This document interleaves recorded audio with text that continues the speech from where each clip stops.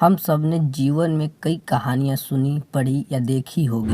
इनमें से कुछ एक कहानियाँ ऐसी होती हैं जो हमारे मन पर गहरी छाप छोड़ जाती हैं। आज मैं आपके समक्ष ऐसी कहानी मोटिवेशनल हिंदी स्टोरी लाया हूँ जो आपको मोटिवेट तो करेगी ही साथ आपको अपने आप को इम्प्रूव करने का रास्ता भी बताएगी। बस आपको इस कहानी को पूरा सुनना होगा।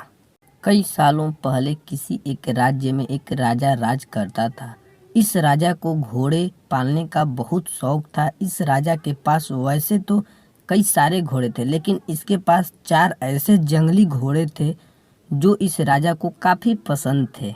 राजा ने इन घोड़ों को ट्रेन करने के लिए कई ट्रेनरों को बुलाया, मगर कोई भी इन घोड़ों को अच्छे से ट्रेन नहीं कर पाया। जब भी कोई इन पर बैठने की कोशिश करता तो यह उसे तुरंत अपनी पीठ से फेंक देते या उसे लात मार देते।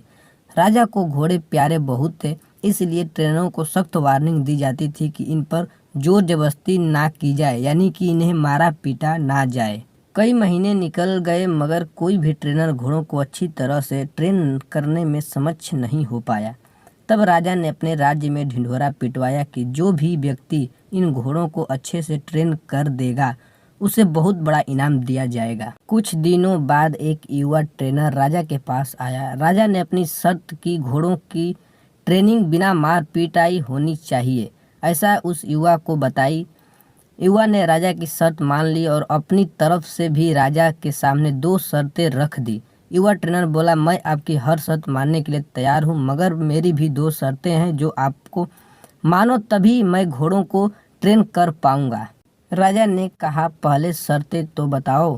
ट्रेनर बोला, पहली शर्त है कि मुझे इन घोड़ों को ट्रेन करने के लिए कुछ महीने या पूरा साल भी लग सकता है, उतना वक्त दिया जाए। और दूसरी शर्त यह है कि इन घोड़ों को खाने पीने रहने का बंदोबस्त पूरा मुझ पर छोड़ दिया जाए। राजा के पास कोई और विकल्प नहीं था। कोई भी ट्रेनर आज तक घोड़ों को ट्रेन करने में सफल नहीं हो पाया था, और अब तो नए ट्रेनर्स भी आने बंद हो गए थे। राजा ने युवा ट्रेनर की सारी शर्तें मान ली और घोड़े उसे सौंप दिए। युवा ट्रेनर अगले दिन से एक बड़े से बाड़े में इन घोड़ों को लेकर गया और वहां सबको खुला छोड़ दिया। ट्रेनर बाड़े के किनारे किनारे पर दौड़ने लगा। फिर दौड़ते दौड़ते थकने के बाद वह युवा ट्रेनर वहीं बाड़े में लेट गया। वहां से उठने के बाद उसने खुद ही घोड़ों को चारा खिलाया और पानी पिलाया।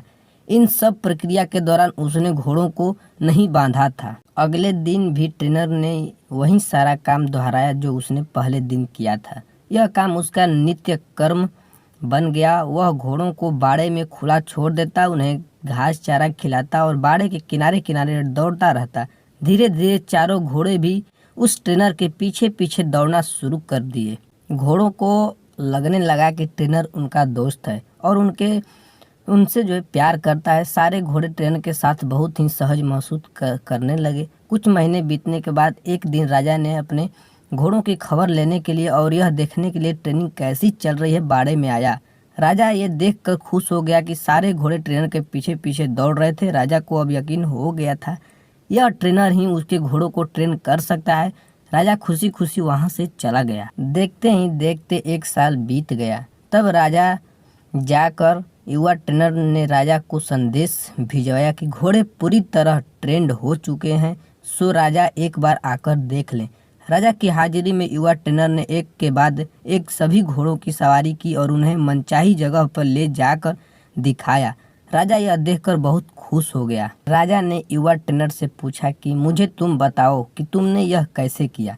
युवा ट्रेनर ने राजा को सारी बात समझाते हुए कहा, मैंने सबसे पहले इन घोड़ों को अपनापन महसूस कराया। इनके साथ रहकर मैंने इनको आज़ाद करके यह जताया कि मैं इनका दोस्त हूँ और इनमें प्यार करता हूँ। फिर मैंने इनको खाना और पानी देकर उनके और करीब जाने की कोशिश की और इनके साथ खेलकर इन्हें सिखाने की कोशिश की। इस तरह धीरे धीरे यह मुझे अपने करीब आने देने लगे, अपनी पीठ पर बैठने देते और फिर एक दिन ऐसा भी आया जब मुझे यह पीठ पर बिठाकर दौड़ने लगे। राजा ने युवा ट्रेनर की समझदारी की प्रशंसा की, उसे वादे के अनुसार लाखों सोना मुहावरे दिए और साथ में हमेशा के लिए इन चारों घोड़ों की देखभाल करने की नौकरी भी दी।